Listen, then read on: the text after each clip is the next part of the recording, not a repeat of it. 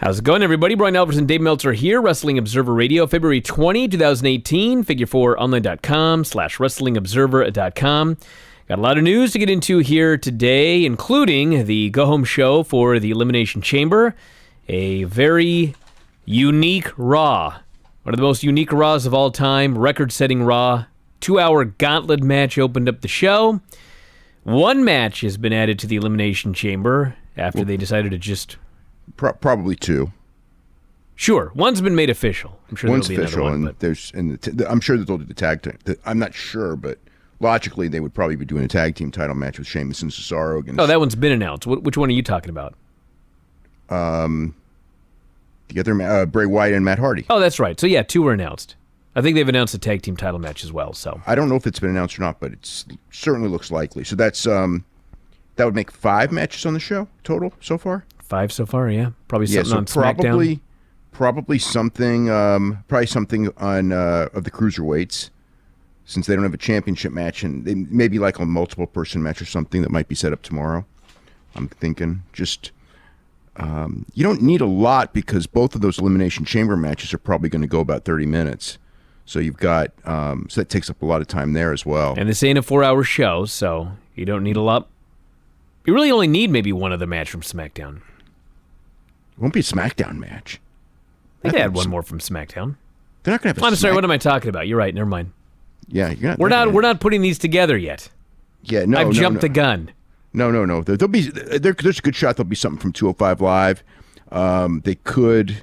There's really nothing else as far as the women's go. You know, you got 2 women's matches. That's going to be about. That pretty much takes care of almost the entire roster. Everybody who's a key player, pretty much. Because of the 7 guys and the tag team championship, that pretty much takes care of almost every key player. I mean, you've got, the rest of it would be the guys like Goldust and Kurt Hawkins. They could always do the revival against Gallows and Anderson for the 100, since they're going back and forth forever anyway.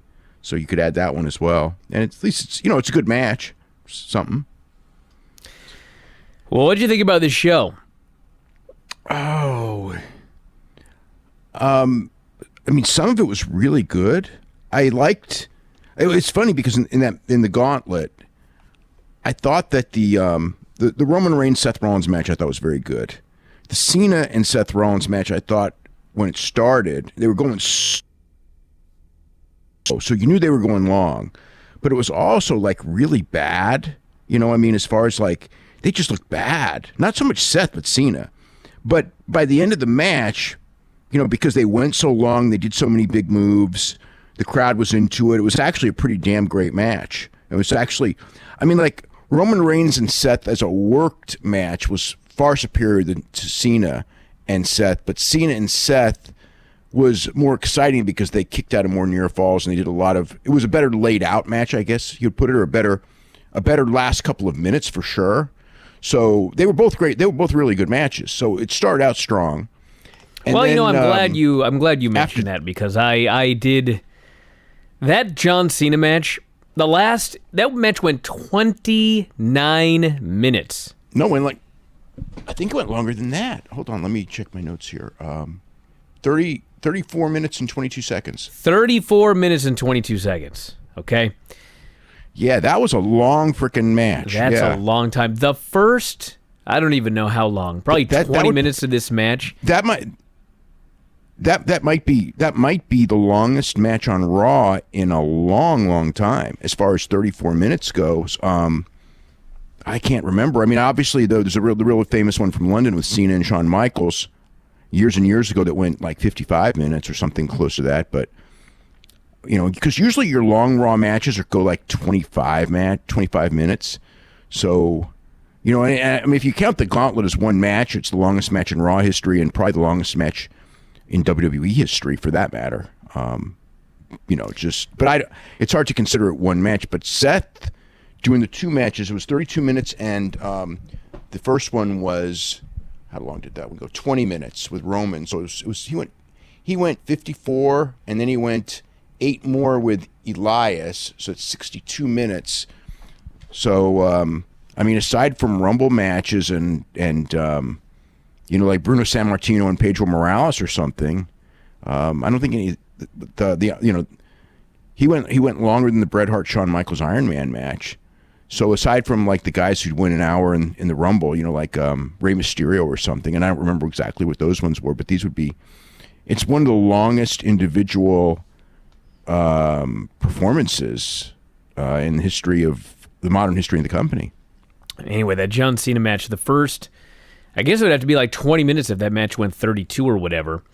It was a terrible match. 34. I'll go as far as say it was a terrible match. Yeah, it's funny. It's funny because people were all telling me like what a great match it was, and to me it was like it wasn't even like it was very slow. And like when you do a long match and it starts out slow, that's okay. But it really was. I thought the same thing you did. I thought that like I'm watching this going like this, just like when they throw these blows that look just so slow. It's like the moving slow and the slow pacing was fine because you're going long. That didn't bother me in the least.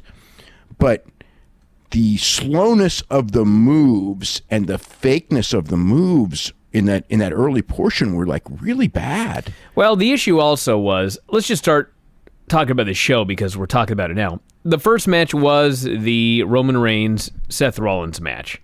And before they even do the match, they interview Roman Reigns, and he gets booed like crazy.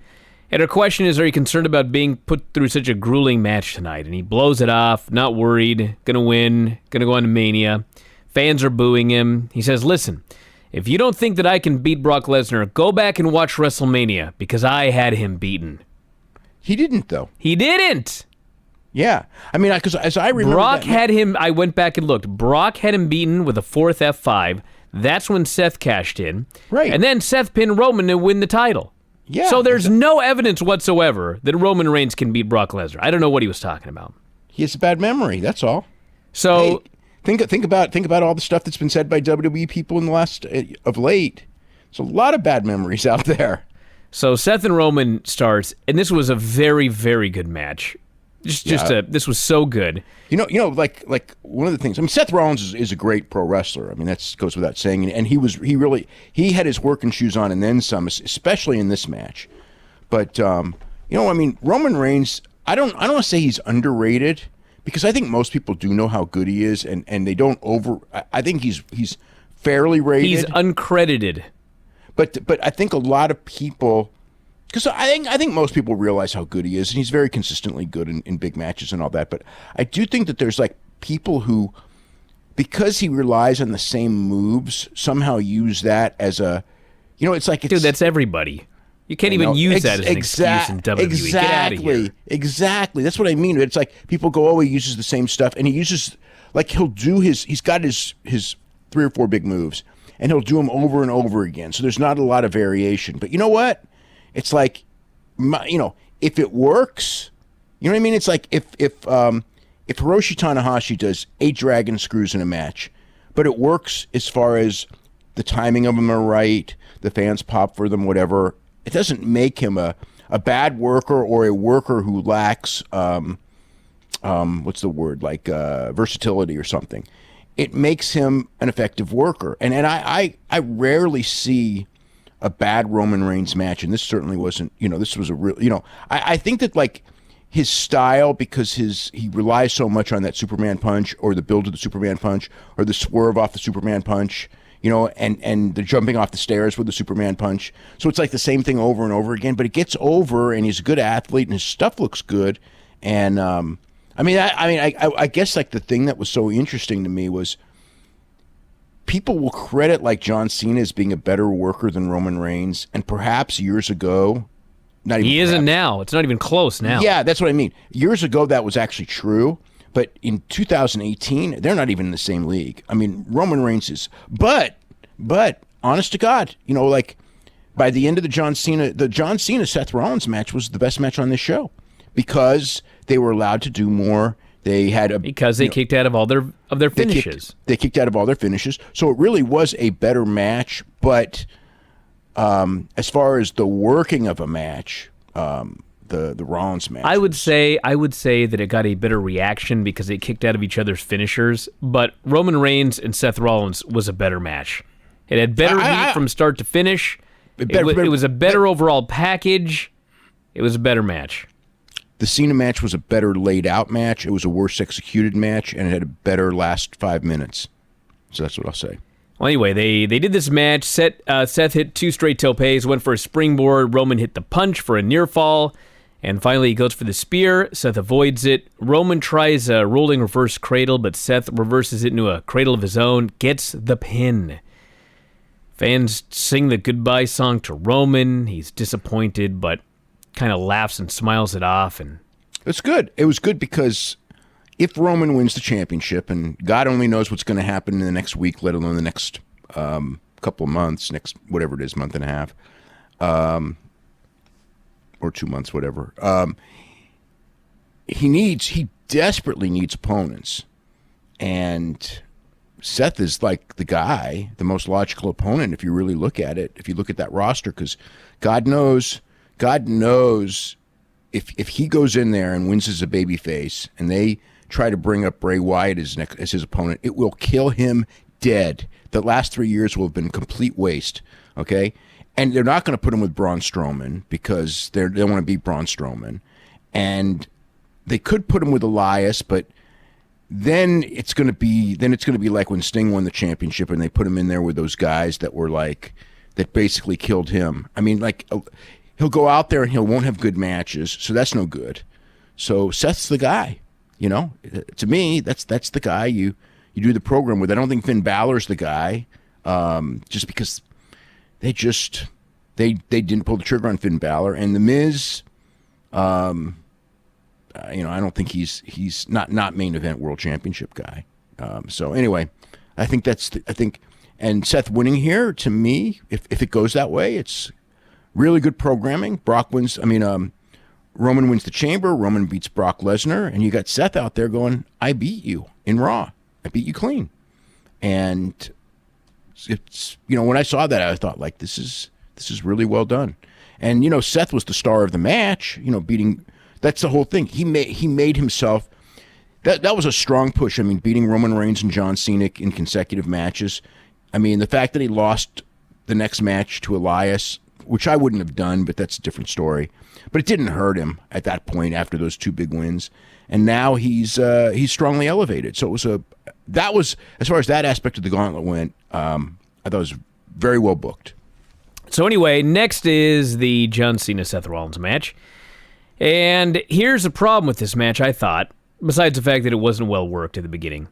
So they have this Roman Reigns Seth Rollins match, and it's all action, and the crowd's going nuts for it. There was great heat. John Cena comes down, and the story is that Seth Rollins is just exhausted from this match. And then Cena does a super slow match. John Cena puts the guy in a chin lock. They go to commercial. They come back, and there's a chin lock. Then he puts him in a body scissors. Then he just starts to stalk him. They go to another commercial. They come back, and he's stalking him. Eventually lets him get to the feed, and he punches him. John Cena cannot throw a punch, and he just keeps punching the guy. Seth falls down. He's stalking him. People were actually chanting boring at this point.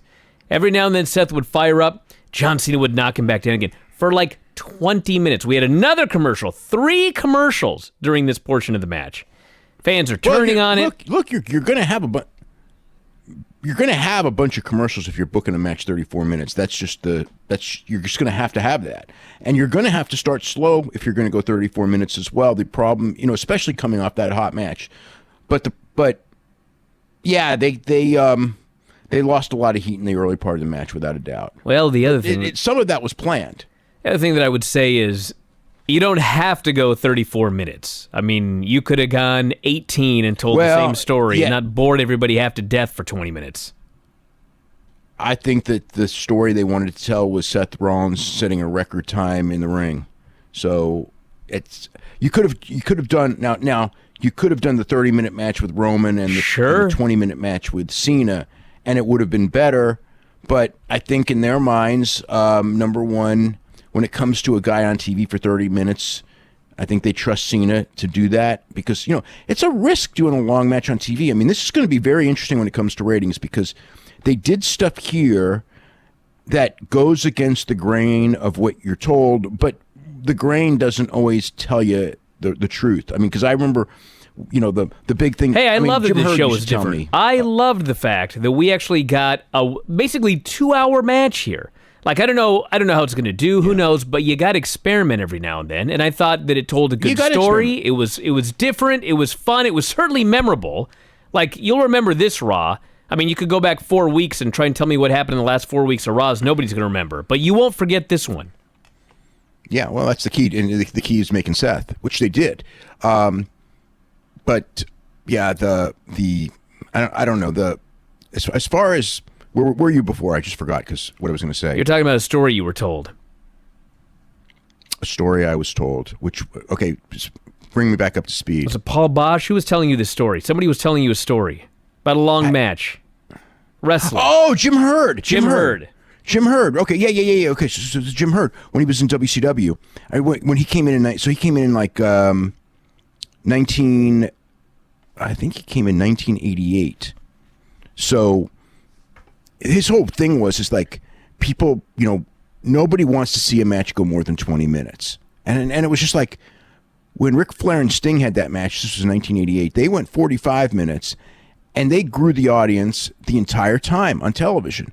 So it's like this rule of, we can never do a TV match more than 20 minutes. And WWE had that. If you remember, for years and years and years on Raw, they would never go more. I mean, for years it was like 14 minutes was to be as long as they would go. Then they expanded it to about 18 minutes. Now they'll go forever. We had a 34-minute match on TV tonight. But it was always the mentality that short attention span, the young fans won't watch for a long period of time and all that. And it's like usually when they've had long matches, they actually usually work and it usually grows. It usually doesn't go down. And God knows in MMA, the 5-round fights usually build the whole 5 rounds. So it's like there's this like axiom of short attention span. People won't watch long matches, which is complete bullshit. Okay, because when you do it more often than not, it works.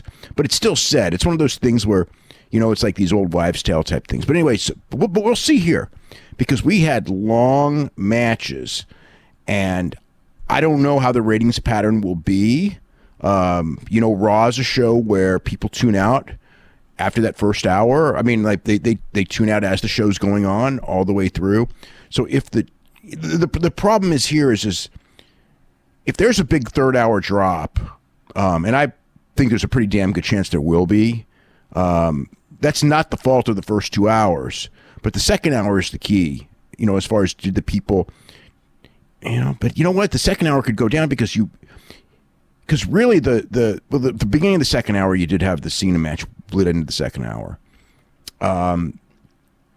But after that, like, to me, like, my interest in it definitely waned after Cena and Raw. I mean, like, when they started with Elias and Seth Rollins, I mean, you could see the crowd just, that was it. And I mean, they didn't really come back until, Strowman came out at the end, and that worked pretty well. But I thought it was pretty dead from there. So I think, I don't know. I mean, but if the second hour goes up, that's a really good sign. If the second hour goes down a lot, I'm not surprised. Third hour goes down a lot, I'm not surprised. If the first hour, we won't see the drop, and there won't be a drop. There wouldn't be a drop anyway in the first hour. There's no way. If we got quarters, which we're not going to get anyway. But I think that it's still going to be interesting to see, as far as like the whole show, how this number does as compared to last week. Just as far as an overall number goes, and how strong the first hour is. So anyway, the last few minutes of this match were great. Cena did his comeback, couple near falls, teased a double count out. Cena hit the AA, Rollins kicked out. Rollins hit his superplex into a Falcon Arrow, Cena kicked out of that. Rollins hit Cena's own roll through into an AA, Cena kicked out of that. And Rollins finally hit the Rainmaker knee, kick to the gut, curb stomp, got the pin. Pinned John Cena clean in the middle after 55 minutes. Place did go nuts for that. They'd seen something they did not believe they were going to see. So, next out is the Drifter. And he hits the ring, and he starts working over Seth. They cut backstage to John Cena doing a promo. And he says, I've been trying to balance a lot of things all at once. And Seth, he can concentrate 100% on wrestling. This loss, it has to be a call to action to myself. I have got to get focused. I must win on Sunday, or I will not have a road to WrestleMania. He's still doing that storyline. I think it's pretty clear that he's going to lose, not have a roll to WrestleMania, and then challenge The Undertaker. Well, I think Undertaker will challenge him. Or maybe he'll challenge Undertaker. He should challenge The Undertaker, because Undertaker's the guy that said, I'm out of here. I've beaten everybody. No one's been a challenge. I've run through everybody. Yeah. That's a call to John Cena to say, hold on, buddy. There's one more guy. Anyway, Seth hits his dive, sells his knee, gets back in the ring. Drifter hits a knee, pins him clean with the neck breaker. Yeah, kind of anticlimactic, that finish there after an hour and 5 minutes, I will say that. Yeah, I mean, I got why they did it. It made sense if this were real, but it was still weird to see the Drifter just neck breaker and pin the guy. Well, after all the kickouts in the Roman Reigns match, where they and the Cena match, and the Cena match too, and then he gets beat by. But I mean, I know the idea is, well, he's been out there for an hour. But if it was me, I would have absolutely had him beat Elias, and then lose to Finn Balor, because number one, Finn Balor needs the win. It's a good win. And I think that Finn Balor would do a match with him where the finish wouldn't be so damn flat. Because he's so much more versatile that you could do something and it would be more explainable. Well, he fought as hard as he could, and Finn Balor was fresh, and Finn Balor's just outworking him. And, I just think it's better all around. But, they booked it that way. So we got the flat match, and then that was gone. And then we had Finn Balor and Elias, which was another flat match, which was boring as shit. So, and dead. Which is the other thing. I think that if he would have beaten, if he would have beaten Elias, it would have been what it was still. It would have been so-so. But I think that Rollins in there with Finn absolutely would not have been dead. So you'd had a better presentation. And it would make the Rollins story, which is what this whole show was about anyway, was to build Rollins. It would make him look stronger winning 3 matches in a row than 2 and losing to Not to mention, everything you said about the Drifter and doing whatever for the Drifter. I mean, the Drifter already has his new tagline, which is, I beat John Cena and Braun Strowman on the same night. Like, he didn't need to beat Seth Rollins here. He had his big win a couple of weeks ago. You could very easily have just had him go over and then Finn Balor beat Seth Rollins, and there you go. Would have been way better. Seth did do a promo. Especially because Elias and Finn Balor went 17 minutes, and that's not a good idea. No. A lot of these times were not good ideas, but... Yeah. So Seth cuts a promo backstage. He says, I'm disappointed I lost, but, it's great that I set these records and everything, but it means nothing if I do not win this chamber match on Sunday. So that means it means nothing. Yeah, it was a weird thing to say. Like, why didn't you give up earlier then? You know what I mean? And the announcers are asking that question, like, why don't you just give up and not, put yourself in danger for Sunday? Why are you still fighting here? And then at the end, the guy just goes, well, if I don't win, this is all worth nothing. It was like, that was a weird thing to say. That didn't make sense. Yeah, it kind of like takes the edge off of everything that we watched. It's like kind of like, why are we even watching this if it doesn't matter? Yeah, I didn't get it. Why are you spending 2 hours on a match and then telling you in the middle of the match, by the way, this doesn't matter? Not to mention, I don't want to overanalyze this, but this is like an actual question here. What was the point of Seth, not giving up? What was the point of anybody doing any of this? Like, there wasn't even something that the winner was going to get. Like, hey, the winner, if it's not Elias, won't be the new guy that goes in last. Instead, it was like, you guys are out there practically killing yourselves for 2 hours, and at the end of the day, it was for nothing. And even the guy who became the biggest star out of it admits this is all for nothing if I don't win on Sunday. Yeah, there was a lot of perplexing parts of this. They should have had something there that they could say. Yeah, the winner should get something. Yeah, well, the winner's going to get an Intercontinental title match at WrestleMania. Hey, they could have said that. If you win this thing and you don't win the chamber, you get another title match. That's true. They should have said that the winner gets a title match of his choosing at some point, but not at WrestleMania. The winner gets a title match of his choosing. Sure, whatever. Something. Yeah, but then the problem is then Braun looks like a moron because Braun goes and wins and goes, I want an Intercontinental title match. That's completely stupid. So you couldn't do that either. I don't know what you can do. Just Dave, hold on a second. Yeah. They could have said that the winner of this gauntlet match, if they do not win Elimination Chamber, they will get to challenge for any other title at WrestleMania. And if they're actually doing Braun Strowman versus The Miz, then they could have done that whole thing. What if he challenged for the women's title against Alexa Bliss? Well, I mean, it'd have to be... They don't do that. You know what I mean. I know what you mean. But that would have made sense if that's a match they're actually going to do. That was the plan. I think I think from watching the show tonight, it's very clearly the plan because when Braun Strowman did his promo and he started talking about WrestleMania, he didn't even talk about Brock Lesnar. He talked about The Miz. No, he talked about Lesnar. He talked about Lesnar first, but then he emphasized The Miz at the end of the promo. He looked at Miz. So it's kind of like, I was almost thinking like, okay, if that's your direction, that's cool, but wait until after the Elimination Chamber to be focusing on Miz. But, So. Well, anyway, we had Miz and Finn Balor, and Miz Taraj distracted Balor at the beginning. They distracted him at the end, and he ended up knocking the Miz Taraj. He actually did a flip dive onto them first, and then he got distracted by Bo. Miz crotched him as he was going for the double foot stomp at the skull-crushing finale for the pin. So that was the end of Finn Balor.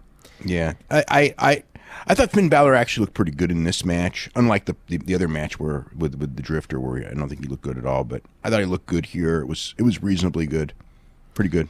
And then finally, it was Miz and Braun Strowman. Miz is stunned, shocked, and saddened that Braun Strowman is coming out, even though he should know there's only one guy left. There is kind of a process of elimination. Like You'd think. How surprised are you going to be? Well, he was very surprised. So he gets thrown all over the place, tries to flee, gets thrown back in the ring. Michael Cole, during this match, I would like to add, laughingly recalled how Braun Strowman tried to kill him a couple of months ago. It's comedy now for this guy. Miz Taraj distracted Braun. Miz hit the skull-crushing finale. Braun just bench-pressed him through the ropes to the floor. Miz gets back in, clothesline, power slammed, and pinned. Cole said it's the longest match in WWE history. Jonathan Coachman said it was one of the best matches he'd ever seen in his life.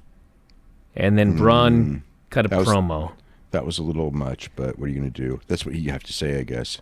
He said, I'm going to win the Elimination Chamber. I'm going to beat Brock at WrestleMania, but I have some unfinished business to attend to. And he hit the ring, power slammed everybody. Miz fled. Braun grabbed him, threw him back into the ring after he tried to get backstage, gave him the power slam, and then gave him a second one for good measure. That was a very memorable segment. I will say that. I like the overall story of it.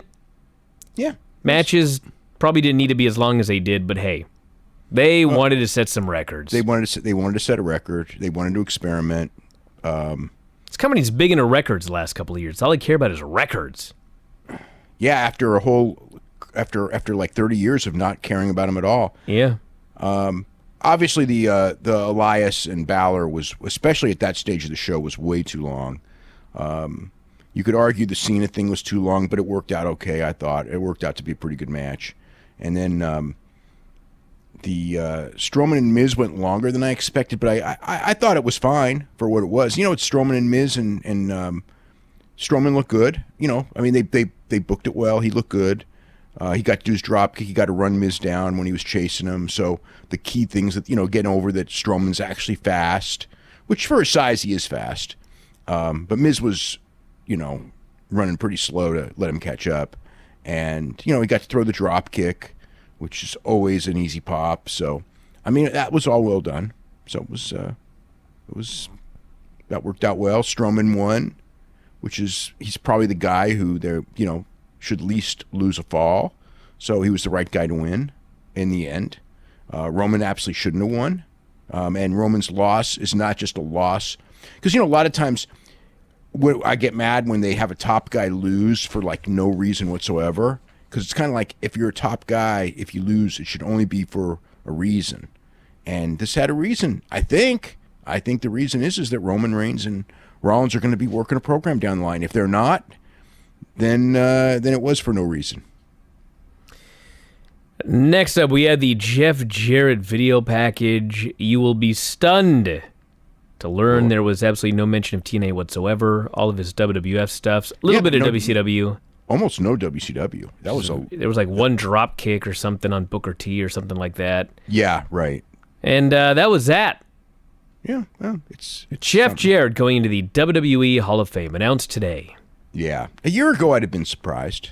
Now, I was still kind of surprised. I mean, I'd heard it, but it was like, Jarrett.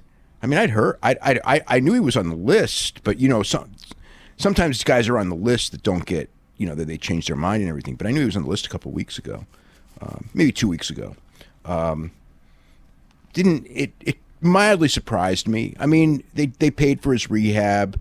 If you know the mentality of Vince, it's like if you were Vince's adversary or you were Vince's enemy, there's nothing he likes better than to get you back, and get you back, not retaliate against you, but get you back. I mean, that's Vince's MO. I mean, I just remember like Heenan, Bobby Heenan when when WCW folded, and they would bring all these guys back that had badmouthed Vince, and Bobby was just like, I never would badmouth Vince, because in his mind it was kind of like, the guy paid me for all this. He didn't even like to badmouth Vern. He would badmouth WCW, but that's a different issue. But it was just like, what does it say? What does it say about me if I badmouth Vince? Even if he had something to say, he's not going to do it public. And he wouldn't, and in WCW, you were encouraged to do it, especially as an announcer. They wanted him to do it many times, and he refused to do it. And it was well known that he refused to do it. And then when it, the thing came, Vince never brought him back full time, and he brought all these guys, and you go like, why is he bringing all these guys who badmouthed him the whole time and tried to, did all this, and I would never do that, and he doesn't bring back. And it's, well, that's the reason. If you'd spent 8 years badmouthing him, you'd have gotten a job for sure. That's how Vince thinks. So then we had an Asuka promo, and yes, they had to ask her a series of questions. She does not speak great English. Getting the big-time what treatment. I understood everything she said, but it was pretty clear the audience did not. And then Nia snuck in to attack her. Asuka fought back. Nia laid her out with the Samoan drop, 3 leg drops. And that was your build to that match. It was a segment. Yeah, I'll tell you what, though. If you wanted to make Asuka like special monster fighter, you know what I mean? There's other ways to do it than this. Yeah, not ever beat up by Nia Jax. I mean, you could go back and forth and pull apart. It's like what good is the undefeated streak if you're going to do an angle like this? Well, she hasn't been pinned in a singles match. Yeah, but what good is that when you're going to do an angle like this? Because the idea of an undefeated streak is indestructible. Well, I know, but listen, I agree with you, but in their minds, she's got to get heat on her. They got a match on Sunday. Got to beat her up. There's ways to get heat on her. She could attack her from behind, and they could do a pull apart. She could come back, pull them apart, and all that. She doesn't have to lay her out with one move. I mean, it was fine. She did it to Sasha Banks and Bayley. They're not booked as their gimmick is not being indestructible. When if you're building up this woman for an eventual match in a year with Ronda Rousey, I guess in a year it doesn't matter. People will forget. But still, it's not like she's not indestructible. I mean, especially when you do it. And again, it was one of those things where if she had got her from behind, just nailed her, and then, done all that stuff, and it was all from behind, to be one thing. But when Asuka is making the comeback and holding her own and beating her, and then gets beat up after all that, after she's holding her own, it's a different dynamic. And that's why when I was watching, it's like, I know what they're doing. I know their mentality. And it was one of those things where I just go like, they needed to think a little more on how to do this one to where Asuka, you can do the same thing. You can get to the same end result, or you could do something to build the match a lot more exciting than this. But I think it's just like the thought of, well, it's her turn and to get heat. And it's like, that's fine if it's, somebody else. But when you've got someone indestructible and that's the gimmick, I mean, when Bill Goldberg was on top, I know that he got laid out by, I think it was Mongo McMichael early in the streak when people didn't even realize they were doing a streak yet. I don't think they even had a streak at that point. But when he was really on the roll, it's like he could get outsmarted here and there and things, but they would never do this, though. And, that's one of the reasons why that streak was so successful. And in the end, didn't matter anyway. But with this, it's like, yeah, I just thought like, yeah, I could just come up with so many ways easily to do this and be more effective and preserve her specialness, or, whatever is her specialness for, whatever they're saving it for, but I guess the idea is that, well, if Nia's going to lose this match, we need to get her over. And it's like, you can still do a pull apart, but whatever. Titus O'Neil and Apollo Crews versus, actually, first we had the Ronda Rousey video package. Tons of training footage, her doing judo, MMA, boxing, and pro wrestling. We got some pro wrestling spots here. Yeah, so I think it's really clear that they want to present the idea that Ronda Rousey is taking this pro wrestling stuff serious, that she's a serious athlete, which obviously she is. And, I mean, I think that they know that there is a resentment, or there appears to be a resentment. You never know how strong it really is until you see it, and she comes out, and we'll see on Sunday where the fans are. And it's a hardcore fan group, although in Vegas. Maybe Vegas will be a good city for her, who knows? But it's, you don't know. You really don't know what's going to happen, how the people are going to react. But I could see with this footage that they were really trying to make sure that she doesn't get booed as much as they can, because there's nothing that makes you like someone in theory than watching them train their ass off at your thing, and they showed her training the pro wrestling and all the other stuff that she's trained, and all the other, the boxing training footage and the judo training footage and everything, and putting her over as an athlete and everything like that. So they did make her look like a star. So I will say that this was well done. Then we had the Titus O'Neil and Apollo versus the Bar match. So, by the way, Apollo lost his last name this afternoon, for those of you keeping track. Yeah. So if you remember, like a month ago, Titus O'Neil and Apollo Crews beat the Bar in a non-title match. A couple times. Then they beat him again. And then, 2 weeks ago, they did a championship match, and the Bar beat them and retained the titles. Yep. We're starting over again. Titus O'Neil and Apollo Crews beat the Bar. No more Crews. Just Apollo. And, Kratos Cesaro for the pin, so now they're getting a championship match again, this time on pay-per-view. Well, they had to. I think that one of the things was just before, perhaps, you got to remember, when you go like, well, they beat him before, why'd they beat him before? Because at that point, who knows what they were thinking. They probably weren't thinking that deep on the card at that point. You know what I mean? They were only thinking of Elimination Chamber, and we'll fill it out later. We had Bray Wyatt and Matt Hardy promos going back and forth, setting up yet another match at the Chamber, hopefully the last one. And then the main event. It's Alexa teaming with Mandy and Sonya, even though she's been feuding with them, to take on Bayley, Sasha, and Mickey, who she's been teaming with, or at least working together with. Michael Cole described it a, quote, very complicated situation. So they got the heat on Bayley for a while.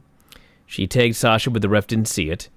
And then finally, he saw Mickey get the hot tag. She got cut off for a while. Not a lot of heat for this match. Long freaking match. Way too long. Way too long, honestly. They got the heat twice, and then finally Sasha got the hot tag, hit Sonya with the double knees off the apron, hit Alexa with the cradle into the bank statement for the pin. So after the match, the big angle is it breaks into a six-way. Absolution lays out Sasha and Bayley. They turn to beat up Alexa, their partner, but Mickey James makes the save. And they laid out Absolution, left together, and that was the show. Mm-hmm. Kind of an anticlimactic finish to that show, I might add. Well, the show pretty much, the first 65, 70 minutes of the show was really the highlight. From there, it really was, everything was anticlimactic after the Cena match. So we pretty much run over the entire card for the Elimination Chamber. Anything for Smackdown here tonight? didn't they add? I think they added another match. They tag team match. New Day against Gable and Benjamin, and the winning team will then get the title shot at the Usos on the pay-per-view. So I'm just hoping it's not like a double count-out. You do a three-way, because God knows.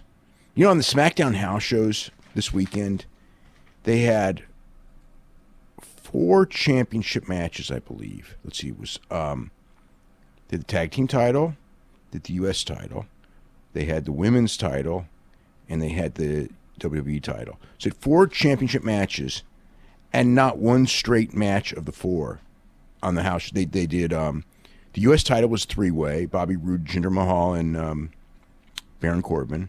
The tag team title was a 4-way with Usos, the New Day, Gable and Benjamin, and Bludgeon Brothers. The women's was a 4-way with Charlotte, Tamina's injured. Charlotte, Lana, Natalya, and Carmella. By the way, they sure forgot about that Money in the Bank thing. I hope they figure out what they're going to do with that. And then AJ, instead of doing a singles match, did a handicap match, which at this stage of the story makes no sense at all, with Owens and Zayn. So, you know, I just keep thinking, man, I don't know, like it's I just feel we're getting like this era of multiple person matches, and I almost want to curse the person who invented multiple person matches. I'm just so sick of them. Well, it's not that person's fault. Yeah, I know. It fell into the wrong hands. Yeah, I know. It's like, yeah, it wasn't. At first, it was a cool idea. Like everything in wrestling, the first time you do it, it's a cool idea, and then anything. It's not even that like it works, but the one thing about the multiple person match is it's such a easy crutch for a booker, because you don't have to think. You know, you can, and the finishes are really easy to do without, because only one person has to lose, and you can gimmick that really easy, you know, or just sacrifice one guy in the match instead of having to, you know, so it's like, it's just, it allows bookers to be, I mean, I don't want to say lazy, but absolutely lazier. So that's why we see it so much. Well, let's get our weekly Being the Elite report. So the new show's out today. There's really wasn't a lot to it other than I felt that Cody Rhodes is so freaking great in this show. But they're sitting there, and I think they were either on a bus or an airplane. It was Cody and Matt Jackson. And they're sitting there, and Cody goes, oh, yeah, did you see Kenny's interview from Japan? And he put you guys over. He said you're the greatest tag team in the world. And so Matt kind of smiles. And then Cody goes, well, he said you're the greatest junior tag team in the world. And then Matt's like, does he say junior? And Cody's just like, I think so, but I don't really remember. And then Matt's all mad because how do you categorize that? And then Cody's doing like, you know, it doesn't really matter whether he categorized you. And he's trying to play like he's already put the thing in Matt's head, and it's like he's doing this mind game, trying to turn him against Omega, while at the same time going, I'm not trying to turn you against Omega. It's like really kind of clever. But when they're doing this, it made me think they really are going to do that Omega Ibushi against Young Bucks match. So it's now a couple times I watch the show and I come to that conclusion, and I think that's where they're going. And they're doing a match in Manhattan on March the 3rd with Cody against Flip Gordon. And it's actually fans pick the stipulation. So the stipulations are a lumberjack match, a 2 out of 3 fall match, or a match where if Flip Gordon wins, he gets to be on the Being the Elite show. So the All-In show, not Being the Elite. He's already on the Being the Elite show pretty often, but on the All-In show. So I think that may be how Flip Gordon gets on that show. The whole thing is a build to the stuff, the Omega and Cody stuff starts this weekend in Japan on both shows. Tag team and a 6-man, I believe. So it's one of the nights, I think the second night, it's Omega and Ibushi against Cody and Marty Scurll. So that actually should be a pretty interesting match. And Kenny when they were arguing back and forth, so they have this meeting, and it's everyone in the Bullet Club that's in Australia, so no Hangman. So it's Chase Owens, Gambino, what's his name, the Gambino guy, and Fale, Tamatonga, and all them, and the Young Bucks, and they're all there, and they're trying to like smooth things out, and they're all smoothed out, and then Cody shows up, and then Omega shows up, and they're both there, and they're yelling at each other, and Omega starts with, "You and your 3-star matches." Oh my God, it was hilarious. All right, and then Cody threw a chair at him, and then they had to pull apart. So setting all that up, and yeah, it was just Cody's mind games all the way through, and them traveling 21 hours or whatever it is to get to Adelaide, Australia. They didn't really show much in the way of clips from Australia on it. Just more a lot of backstage stuff.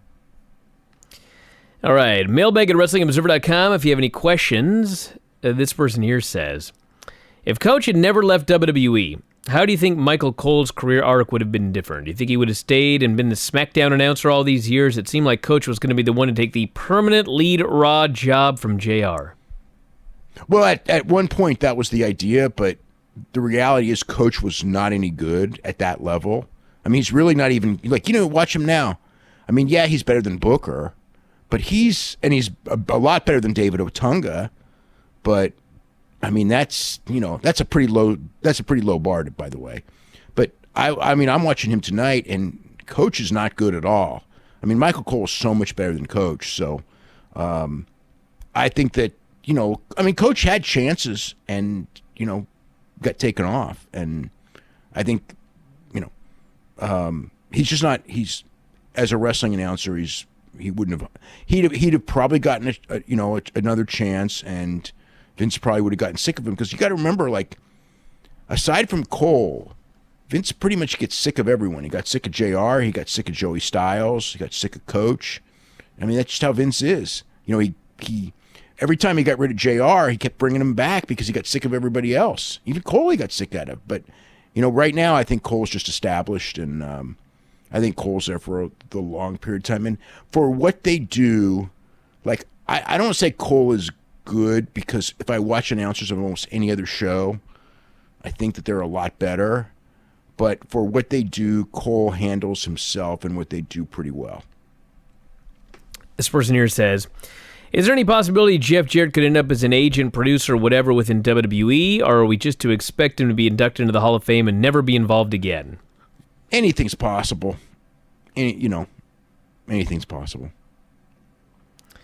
This person here says, do you guys think it was silly that Luger was given such a celebration in the ring at SummerSlam 93 for a count-out victory over Yokozuna? They had the guy act as if he'd won the title that night. What's the story behind all of this? The story was that they were doing the big... They just blew it. The whole idea was they wanted to save it for WrestleMania, and they built Luger up so big, and when he didn't win, even though they figured the count-out win would be one of those things, we can't, that was old school thinking. And in the past that would work where, oh my God, if he just kept him in the ring, he can beat this guy, and then you save it for Mania. But it was just, that was the peak. He really should have won it that night. And when they missed the peak, Luger's popularity went down. They pushed him, they built him up too big to fail. Like if you build a guy up to a certain level, he kind of has to succeed, or if when you build him up as a superhero, you got to succeed, and he didn't. And then his popularity started to wane, and by the time they got to Mania, there was no point in putting him over because Bret had shot past him, and Bret was so much of a better wrestler than him anyway. Luger really was very one-dimensional. I mean, it's like he wasn't bad at although WCW Luger was much better than WWF Luger. WWF Luger really was. He was just okay.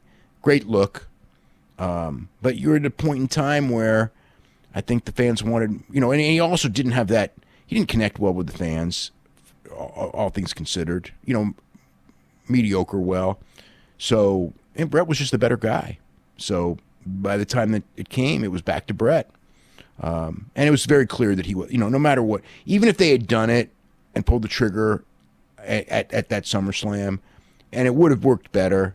You know, Vince's mind was that this is the next Hogan, and he was never going to be that. By the way, I do have one question that was asked today that I need to bring up, and that's, which is actually sort of similar when it comes to these things, was when Booker T had that WrestleMania match with Triple H, where Triple H was doing all the racial stuff, and what happened there, and what happened was that Booker T was going to win the championship, and that's why he did all that, with the idea that in the end it would, you know, the babyface would get his retribution for the guy making those remarks. And then what happened? They changed their mind, and it pretty much, you know, was such a flat finish, but that's what it was, which they just changed their mind. Yeah, so, but yeah, Booker absolutely was originally to win the championship in that show. This person wants to know if you've seen the Timothy Thatcher Walter match from Progress Chapter 62. No, I should see it, and I've heard about it. Says highly recommended. Oh yeah, everyone says it was phenomenal. That one and the Matt Riddle Keith Lee match from this past weekend. Whenever that DVD comes out from PWG, I've heard everyone that was there was just raving to me about that one. And Riddle, okay, so Riddle's chest was like brutalized. I think that. Did Riddle wrestle Walter like last week? So I think that's probably where his chest got murderized, if there's such a word, destroyed. Because that frickin' Walter, he does a number on you. That guy chops so hard, it's ridiculous. It's like frickin' Kitamura, but he does more of them. This person here says, whatever happened to Todd Grisham with UFC? Just vanished. Yeah, I don't know. I'll have to ask about that. Yeah, the Brendan Fitzgerald seems to be in that spot now. This person here says, why was Ivan Putski pushed and protected the way he was in WWF? He never lost. I swear the only time he had a decent match was watching Tito Santana from the ring apron when they teamed together. Ivan Putski was a really hot babyface in the late 70s, number 2 to Bruno Sammartino at one point. And because of that, they always protected him. The thing is with Ivan Putski was, this actually is a Paul Bosch story. Ivan Putski came in and he basically did the Mighty Igor gimmick, which is this naive, childlike, super strong Polish guy, you know, where with, you know, like he's 5 foot whatever, 5'5", something like that, and like 300 pounds, and like super strong power lifter looking guy, like a Otis Dozovich or something, but more muscular than that. And then Ivan decided that he didn't want to do that gimmick anymore. And he was a big attraction. He was a big attraction in a lot of places, pretty much everywhere he went. Because Igor was a very good attraction doing it. And Ivan Putski, who was younger, came along and kind of usurped Igor, you know, as that doing that role. And Igor probably must have hated him because he kind of stole his gimmick and got more notoriety with it than Igor ever got. And then Ivan Putski decided to ditch the gimmick and do regular interviews and lose a ton of weight because he wanted to enter bodybuilding contests. And I mean, he did well. He actually had a hell of a physique, you know, considering he weighed like over 300 pounds to cut down to whatever, 210 or whatever it was that he looked when he was ripped to shreds. You know, he placed top 6 in his weight in Mr. America and, you know, won other contests and things like that. So, but it was, you know, at that point, he wasn't nearly as over. In fact, Paul Bosch would say when Ivan Putski came back as the new Ivan Putski, he actually wrote in his book and would, you know, said that in his eyes, Ivan Putski was dead, and this guy was like an imposter playing Ivan Putski, even though it was the same guy. So, because he just didn't have the same charisma with it, but because he was so big, they protected him because he was such a great attraction. So the answer was the previous gimmick worked really well, and he wasn't any good. He didn't do anything at all, but he was over, and so that's why they protected him. This person here says, what are the differences between New Japan in the 90s when they sold out the Dome multiple times and today? The product seems hot again today, but the Dome shows aren't close to selling out. Oh, it's just a different era. Wrestling was overall so much bigger. The television was much, much stronger. It was covered much stronger in the newspapers. It's like, I don't know, I guess the comparisons would be something like, if you're asking, from 30 years ago, how come these boxers, aren't as big as they were in the previous generation when we have a lot of really good boxers out there? It's just because boxing is just not that big now, and it's not as, at that point, we would get those boxing matches on Wide World of Sports, and everybody would watch them, and the media coverage was so much bigger than it is now. And, the same would go for horse racing. Just sports not as popular. The idea of those daily newspapers that cover it, daily newspapers aren't as big as they used to be. The magazines aren't as big as they used to be because magazines aren't as big as they used to be. So everything that used to build up the wrestling, yes, you have the internet now that you didn't have then, but and I mean that's good for American independence, but it's not. It doesn't take the place of the real big mainstream coverage that they used to get that they don't get now. So when you would get the daily newspaper, the daily sports paper, because they actually had sports newspapers in Japan, and we would go out there and if there was like a big show, they'd have 2, 3, 4 pages in the daily paper building up the show or the day after the show. And it was perceived, because it was covered, like it was some really big frickin' thing. And you see that in the paper, and everyone reads the paper, it becomes really important. And now, while the wrestling itself is great, and the crowds, when you watch the shows, the crowds are, they're different, but they could be just as hot now as they were then, and really the wrestlers are much better, but it is not important to the average person like it was in the 90s, where you could sell out the Dome, and you had stronger television, much stronger media coverage, which led to much bigger names. You still had Inoki around. Muto Chono, Hashimoto, Fujinami, these guys were much more known stars to the average person than the guys now. Although Tanahashi and Okada, Makabe, Kenny Omega, these guys are a lot more well known than they were 5 years ago. It has improved a lot, but in the last couple of years, but I don't think it will ever come close to what it was before, just because the culture has changed and the coverage has changed, and it's not, when you're the number 3 or number 5 sport in the country, whatever the number was that they were, you could debate. Sumo and baseball were definitely 1 and 2. They were ahead of soccer. They aren't anymore, but they were then. So when you're that high in the pecking order of sports, you're just, your mainstream.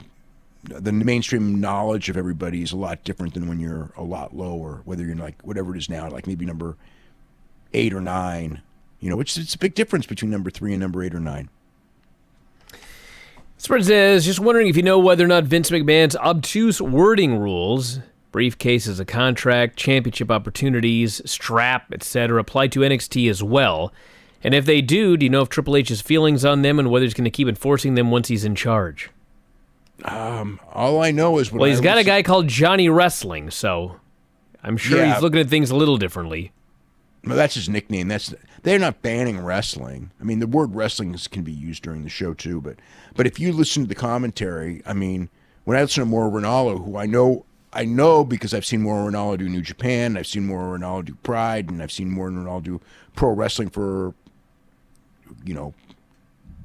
25 years or more. Almost 30 years. I know what he would say in certain situations, and he doesn't. So that tells me that, he knows what he's supposed to do, and he's told what he's supposed to do. And that wording, in fact, does apply in NXT, yes. And with that, everybody, we're going to wrap it up here for today. The new back issue of The Observer is up on the front page. We got a new Observer coming out on Wednesday. Lots of shows to check out, all sorts of great stuff. So check out the front page for that. And that is it. We'll talk to you again after a while.